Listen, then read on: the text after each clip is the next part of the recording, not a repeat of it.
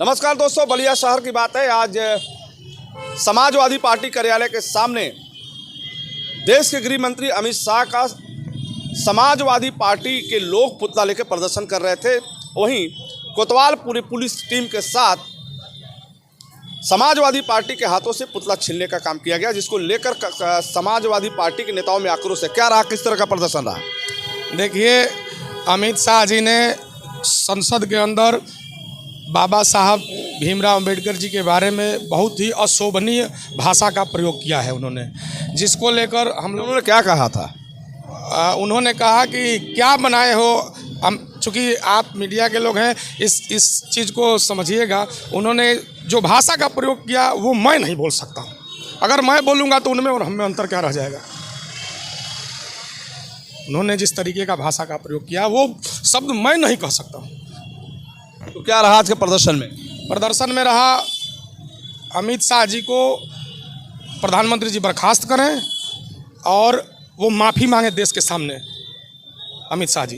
तो आखिर ये प्लान कैसे बना कि अमित शाह को लेकर प्रदर्शन करना है? ये प्लान क्या, हम लोगों ने देखा टीवी पे चल रही थी खबरें कि अमित शाह जी इस तरीके का बयान दे रहे हैं, उसके बाद भी तानाशाही कर रहे हैं कि हम जो बयान दिए हैं वो गलत तरीके से प्रस्तुत किया जा रहा है। अरे आपका बयान चल रहा है, टीवी पे चल रहा है, मीडिया में चल रहा है।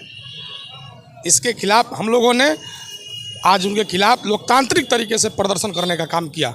ये प्रदर्शन प्रदेश देश के नेतृत्व पे था कि पार्टी के नेतृत्व में था? पार्टी का कोई सर्कुलेशन अभी तो जारी नहीं था। हम यूथ के नेता हैं, यूथ के नेताओं ने इंटरनल हम लोगों को जारी था, कोई लिखित तौर पे जारी नहीं था। इंटरनली हम लोगों को जानकारी थी कि जो कार्य किए हैं अमित शाह जी उनके खिलाफ, और अगर वो नहीं माफ़ी मांगते हैं तो ये लड़ाई निरंतर आगे चलती रहेगी। प्रदर्शन और पुलिस के बीच क्या रहा?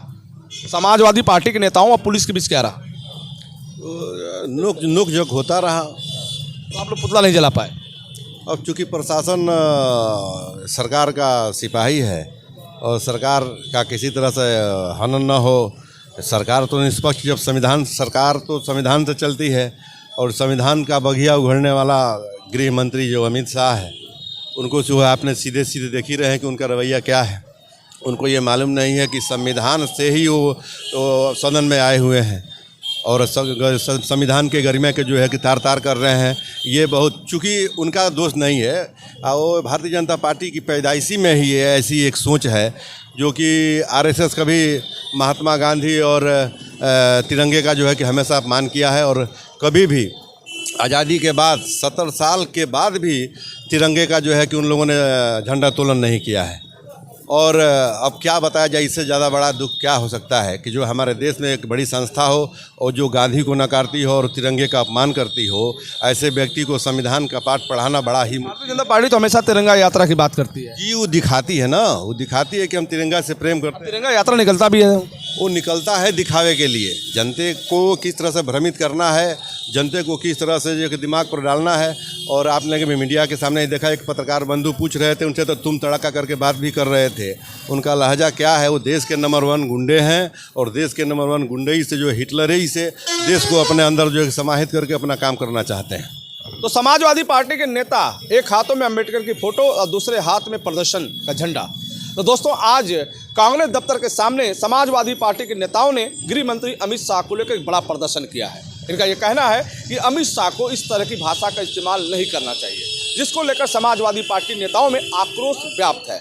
आज वहीं पुलिस के बीच पहरा, एक तरफ समाजवादी पार्टी के नेता अमित शाह के पुतले को लेकर प्रदर्शन कर रहे थे, तो दूसरी तरफ पुलिस के लोग पुतले को छीनने का प्रयास किया। हालांकि सफल हुए, पुतला नहीं जला पाए और वहीं पुतले को लेकर पुलिस यहाँ से निकल पड़ी। फिर हम आपसे जुड़ेंगे, तब तक इतना ही। जुड़े हमसे बलिया आजकल से। मैं रोशन जायसवाल, नमस्कार।